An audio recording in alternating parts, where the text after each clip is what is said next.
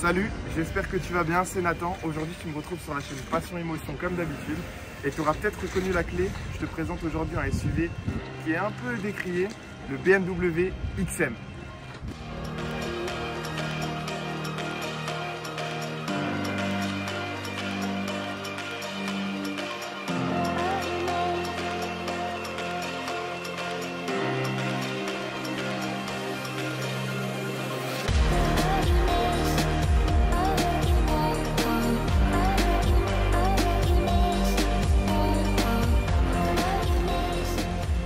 Bon, comme tu l'auras vu, ici il y a le plus gros marqueur visuel sur les BMW XM, l'immense calandre. Alors c'est même pas immense, c'est gargantuesque. Celle-ci elle est spécifique au XM. Déjà tu n'as pas les bâtons mythiques chez BMW qui sont à la verticale. Ici tu as la finition Night Gold qui est en option. Donc là c'est vraiment la configuration de base que tu voyais dans les présentations du XM. Donc tu as l'entourage de la calandre en Night Gold et surtout tu as ici un bandeau LED qui fait que même la nuit, tu sais que dans ton rétro, c'est un XM qui arrive. Si cette voiture t'intéresse, sache qu'elle est disponible à la vente chez RS Monaco. Je suis commercial chez RS Monaco si tu ne le savais pas. Elle est disponible à 140 000 €. En sachant que le prix neuf de cette voiture, c'est 180 000 hors option. Celle-ci est très bien optionnée. Bref, n'hésite pas, si la voiture t'intéresse. Les infos sont en description. Tu vois à quel point le capot il est galbé, tu vois il est creusé au milieu pour le logo BMW, il est vraiment magnifique. Ce que j'aime un peu moins, c'est la signature lumineuse ici qui est vraiment trop fine, je trouve, pour une voiture qui fait quand même 2 mètres de large et 5 mètres 10 de long. Mais c'est pour une raison, c'est pour avoir un regard qui est agressif et surtout, ici tu as les optiques qui sont directement intégrées en dessous et qui sont bien cachées. Parlons des jantes. Les jantes ici, c'est du 23 pouces, c'est des jantes en option et elles ont, comme tu peux le voir, la finition Night Gold. D'origine, tu as des jantes 21 pouces que tu peux avoir en noir.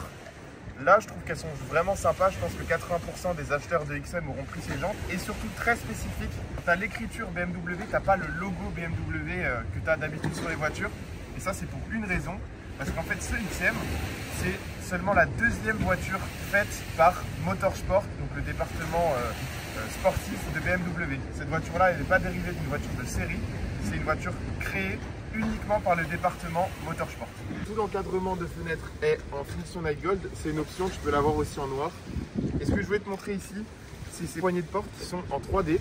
Je te mets un magnifique plan, voilà, tu me mettras en commentaire, Nathan, le plan est sublime, et tu mettras un petit like aussi. Tu verras à l'intérieur, c'est vraiment extrêmement bien fini. Et à l'extérieur, on a vraiment des détails de design qui sont vraiment sympas, on dirait presque un concept car. Sur les côtés, on a des bas de caisse qui sont vraiment élargis pour apporter du muscle à la voiture. Pour les plus expérimentés qui connaissent vraiment BMW, le logo BMW ici, qui n'est pas au centre de la malle arrière, c'est pour une raison. Ça rappelle évidemment la BMW M1 qui avait les logos BMW à gauche et à droite.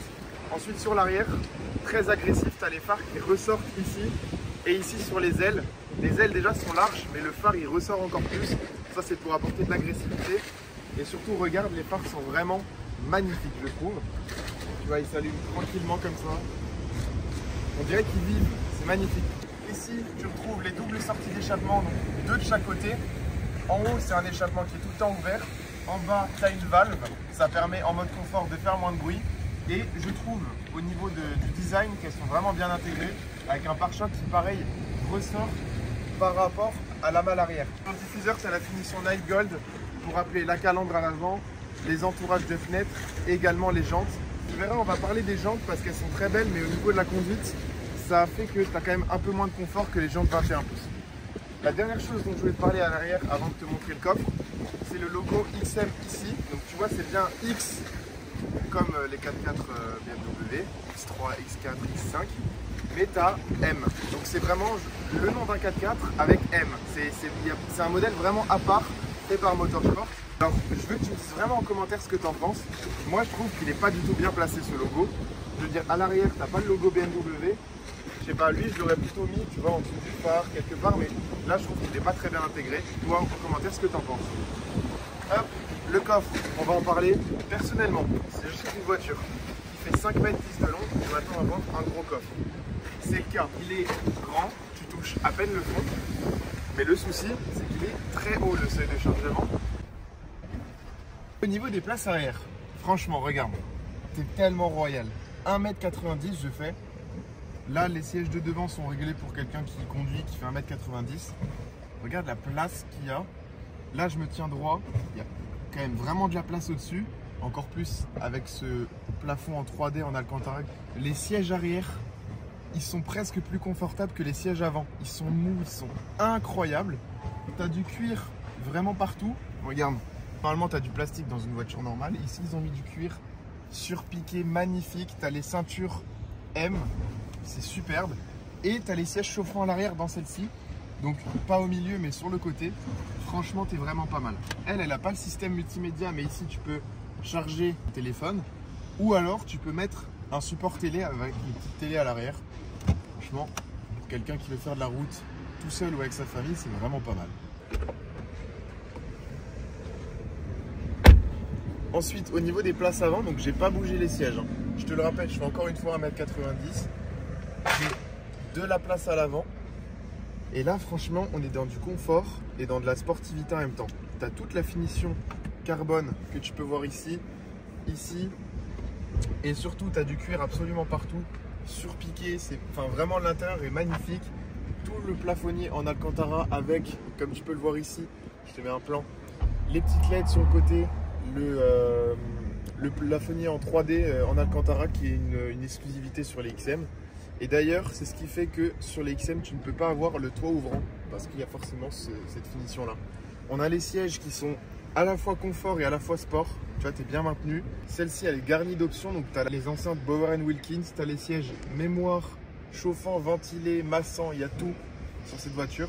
Avant qu'on parte en essai, je vais juste te montrer le moteur parce que tu vas voir, c'est un moteur qui est assez connu chez BMW. Et puis, n'hésite pas à t'abonner aussi. Tu mets ton petit like et tu mets en commentaire est-ce que tu préfères ça ou un Urus. Et moi, je te dirai à la fin de la vidéo ce que j'en pense. Bon, le cœur de la bête, il est là. C'est le V8 biturbo 4x4 de la BMW M5.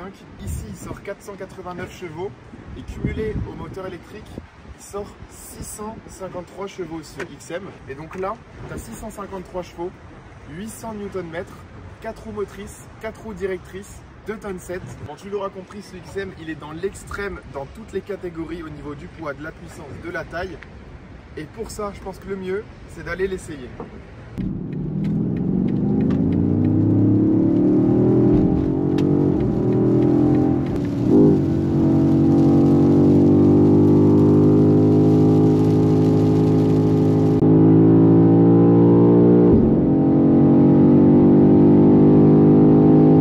On se retrouve dans le XM sur les routes pluvieuses aujourd'hui malheureusement de la Turbie. C'est une voiture qui est grosse mais qui se prend en main très facilement. En fait, la voiture elle est carrée, donc c'est beaucoup plus simple à prendre en main que je dis une bêtise mais un Urus. Là on est en mode confort, tout confort. C'est une voiture super agréable à conduire, il y a un très bon châssis. Tu vois là on fait un enchaînement de virages à 50.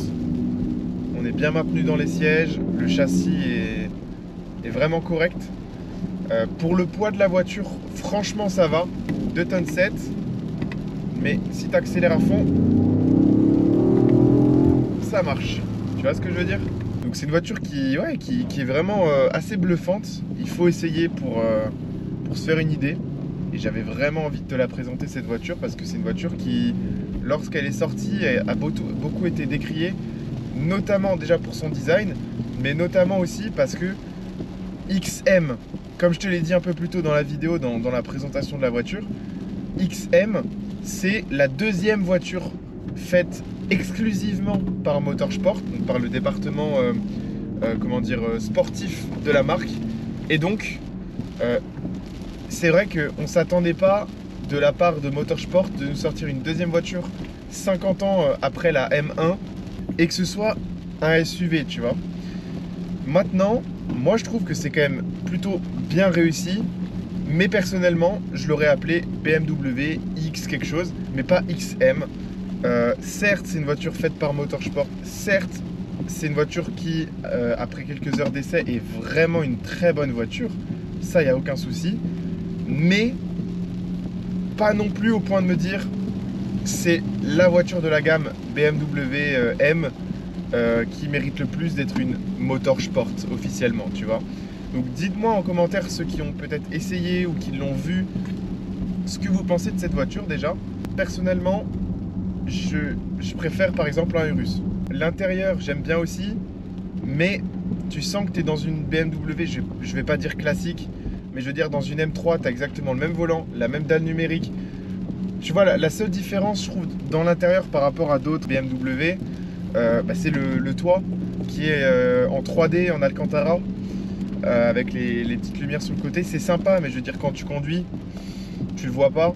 Donc, quelqu'un qui fait de la route, qui cherche une voiture un peu comme un Urus, mais un peu plus pratique parce que tu as quand même beaucoup plus de place à l'arrière, je pense que c'est un bon choix. Et il faut se dire aussi qu'au niveau du prix, c'est une voiture qui vaut... Alors nous, on la vend chez RS Monaco. D'ailleurs, n'hésite pas à nous suivre sur Instagram. Le Instagram, c'est RS Monaco. On l'affiche 140 000 €. Enfin, c'est une voiture, comme elle est hybride, qui n'a pas de malus. Donc c'est un avantage. Je mettrai le kilométrage exactement ici quand je l'aurai trouvé. Mais on est un tout petit peu plus de 10 000 km. Elle vient de les passer, je crois. C'est vrai que pour 140 000 €, t'as pas beaucoup de voitures qui sont aussi utilisables que ça. 140 000 €, tu peux trouver des Bentayga première génération qui vont pas être aussi sportives mais qui vont être un peu plus confortables. Ces prix-là, ouais, 140 000 €, tu peux trouver des RS6 C8. Maintenant, t'as pas l'avantage d'être dans un SUV, donc d'être en hauteur, de pouvoir monter un peu sur les trottoirs, etc. Je suis désolé pour le temps qu'il fait, hein, mais je vais essayer quand même de te montrer une partie d'essai un peu plus dynamique. En ville, là, tout à l'heure, j'ai beaucoup roulé en ville. Je roulais que en électrique. Et comme j'étais en mode recharge, en fait, j'ai roulé, il y avait 30 km d'autonomie. Et l'autonomie n'a pas baissé. D'accord? Donc, il faut savoir que l'autonomie de cette voiture, c'est à peu près 80-88 km, je crois, en full électrique. La recharge, elle se fait en 4h15 chez toi. Mais c'est une voiture qui s'auto-recharge dès que tu freines ou quand tu arrêtes d'accélérer. Et c'est super avantageux parce que si tu fais des petits trajets en ville, presque tous les jours, si tu la recharges un petit peu chez toi à la limite le soir, presque tous les jours, tu peux rouler, je pense, en full électrique. Si tu fais moins de 50 km par jour, c'est possible. Donc c'est vraiment pas mal. Et là, on va passer à l'essai un peu plus dynamique. Alors je vais faire très attention parce que même si c'est 4 roues motrices et 4 roues directrices, c'est une voiture qui marche fort. Et tu vas le voir dès maintenant, on se met en mode sport. Le châssis, on va mettre sport, direction sport, frein sport. Hop, et on garde toutes les aides. Et le châssis, tu sais quoi, je vais même le mettre en mode sport plus. Allez, c'est parti. 2,7 tonnes pour une voiture bas de GM, c'est quand même pas ce qu'on pourrait imaginer, on va dire. Putain, il marche. Oh la vache. Il y a tout qui bouge derrière.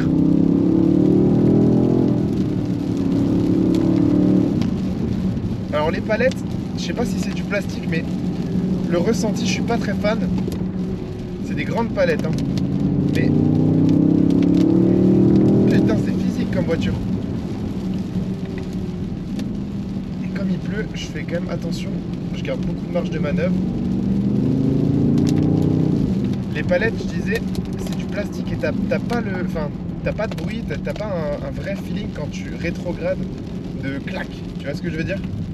Donc du coup, wow, il bouge de l'arrière quand même, hein. Eh ben, pas le meilleur jour pour essayer une voiture. Heureusement qu'on a 4 roues motrices, hein. Mais du coup, au niveau des palettes, je te disais, le feeling, moi je suis vraiment pas fan. Alors, pour la simple et bonne raison que déjà, t'as pas l'impression de passer la vitesse quand t'appuies. Faut regarder le compteur quand même, parce que des fois, t'appuies et ça la passe pas. Ça, c'est quand même un peu dommage, je trouve. Tu sais, c'est des détails, mais sur une voiture sportive, je suis pas pilote, hein, mais moi, personnellement, sur une voiture sportive, j'aime quand même bien avoir un minimum de ressenti. C'est une voiture qui est large, hein. Sur les petites routes comme ça, c'est pas l'idéal. Tu sens que c'est une voiture qui est plutôt faite pour l'autoroute. Ça, c'est une voiture de papa pressé, un peu comme la RS6. C'est des voitures qui peuvent rouler partout.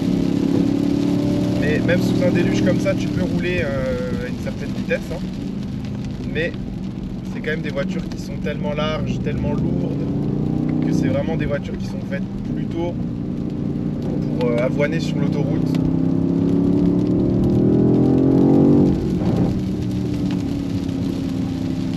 C'est un essai sportif aujourd'hui. Putain.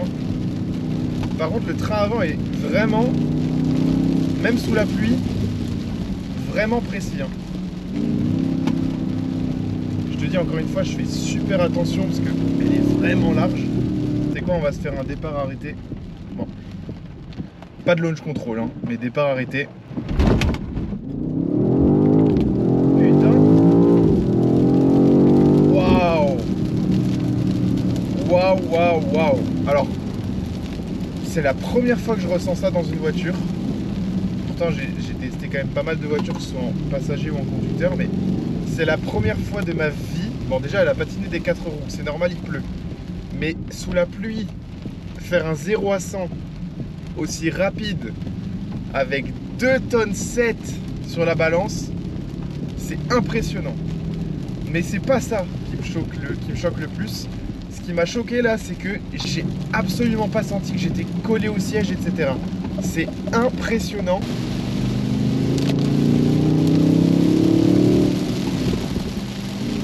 Le freinage, il est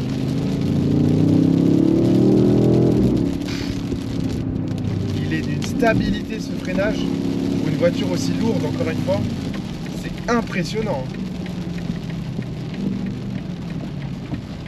Et alors, ce qui est impressionnant aussi, c'est que ça tourne extrêmement bien, parce que c'est une voiture qui a les 4 roues motrices et les 4 roues directrices, et donc ça pivote, je dirais presque encore mieux qu'une RS6.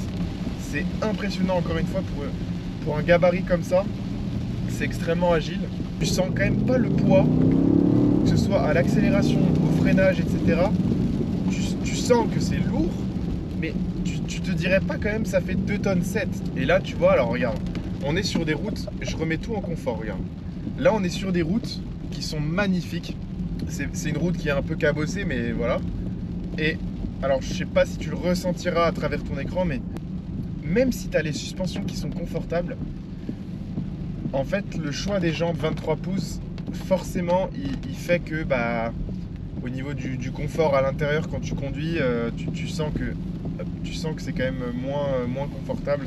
C'est pas au niveau d'un confort d'un Bentayga ou d'un Audi Q8, voire même d'un Urus qui se révèle extrêmement confortable en mode confort. Alors là, on a un tunnel, donc je vais me permettre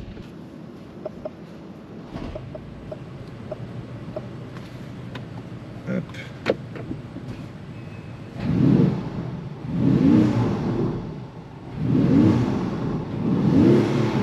Ça bloque à 4000.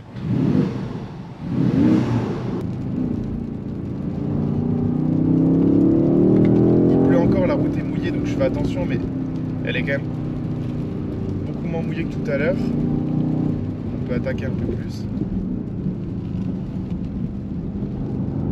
Et surtout, je garde le différentiel, enfin les 4 roues motrices, le X-Drive.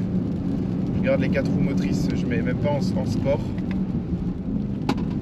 C'est vraiment dommage pour ces palettes qui, je trouve, gâchent un peu l'expérience de conduite.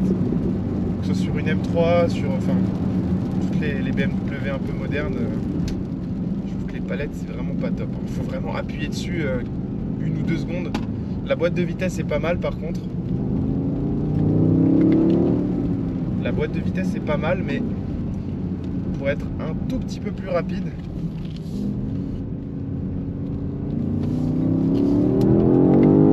Oh la vache, comment il marche ce truc.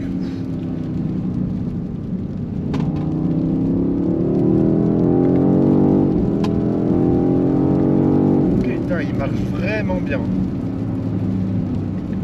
Il marche bien et il freine bien. Là, il est en appui.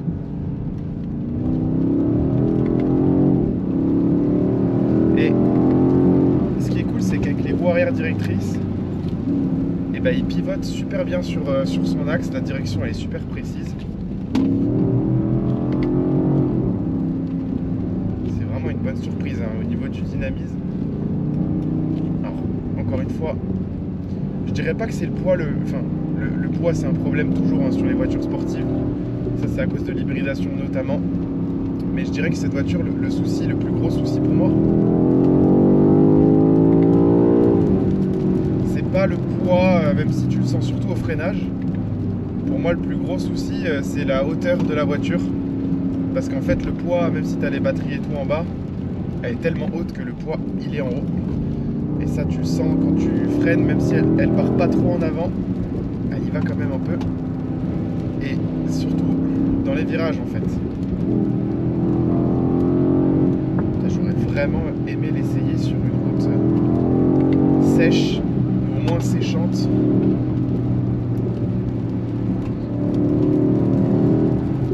Tu vois, c'est un 4x4 où tu te dis quand même pas je vais me retourner à chaque virage, tu vois. Pour doubler, il n'y a aucun problème. Oh là là, il est vraiment impressionnant ce XM. Et bluffant. Franchement, BMW, je prends du plaisir à conduire un SUV de 2 tonnes 7 sur une petite route. C'est vous dire quand même à quel point BMW, enfin notamment Motorsport, ont fait un travail. J'ai pris du plaisir dans un 4x4 de 2 tonnes 7. Je sais pas si vous situez le truc.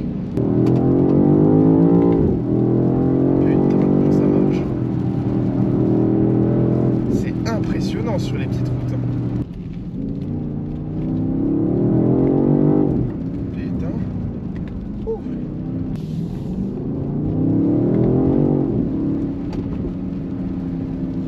Je suis vraiment bluffé. J'avoue que je suis bluffé. Franchement, c'est une excellente voiture. Et c'est pas une voiture que j'achèterais, perso. En tout cas, j'en ai pas l'utilité. Donc... Mais je veux dire, t'es père de famille. Mère de famille. Qu'est-ce que tu peux avoir de mieux que ça? Un Urus, qui est pour moi la seule concurrence à cette voiture, coûte au bas mot, vraiment au bas mot, 250 000 €. Et à 250 000 €, ils n'ont pas 10 000 km. C'est là que tu vois que c'est pas confort. Franchement, tu vois, pour un SUV, regarde. Oh, tu vois, tu te sens quand même passer. Je passe à 30-35 sur un Dodan avec un Bentayga, tu sens que ça absorbe la suspension, elle absorbe le truc, tu vois. Là, ouais, tu vois, tu sens que quand même, non, quand même ça absorbe pas aussi bien. Et c'est un peu le défaut, je dirais, de cette voiture. Voilà. Donc pour conclure, hop, regarde comment ça tourne. Ça tourne trop bien, presque trop bien. Pour conclure, moi je te dirais que si voilà, cette voiture t'intéresse déjà, envoie-moi un message. Et pour moi c'est une voiture qui est ciblée déjà pour ceux qui n'ont pas envie de payer un malus sur un Urus à 30, 40, 50, 60 000 €, mais qui veulent quelque chose qui marche fort, qui a un sacré look, qui a une présence et qui je pense ne décotera pas trop. Franchement 140 000 €, c'est, je veux dire, quand tu regardes, c'est le prix d'un Cayenne, c'est le prix des nouveaux Cayenne hybrides, voilà, qui ont quand même moins de gueule, que tu vois un peu partout. Au niveau du design, c'est soit t'aimes pas. On va se permettre de doubler.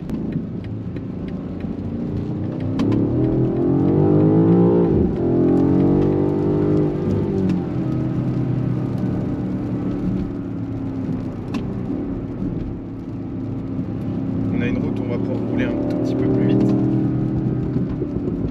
Ah ouais, j'entends les retours. C'est des retours vraiment artificiels, mais... Croisé une M4. Tu vois, là, je suis en appui. Il attend une chose. Bondir comme ça.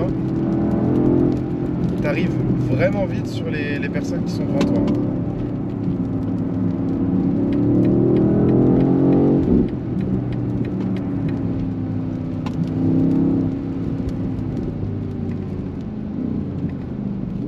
Dis-moi un petit peu ce que tu penses de l'esthétique de cette voiture.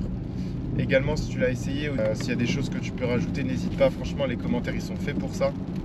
N'hésite pas aussi à t'abonner à la chaîne. Franchement, la chaîne YouTube Passion Émotion, mon compte Instagram NML Monaco, pareil sur TikTok. Et si tu ne le sais pas, je suis vendeur automobile à Monaco. Je travaille chez RS Monaco et on a des très belles voitures, donc n'hésite pas aussi à nous suivre sur Instagram. De toute façon, tout est en description.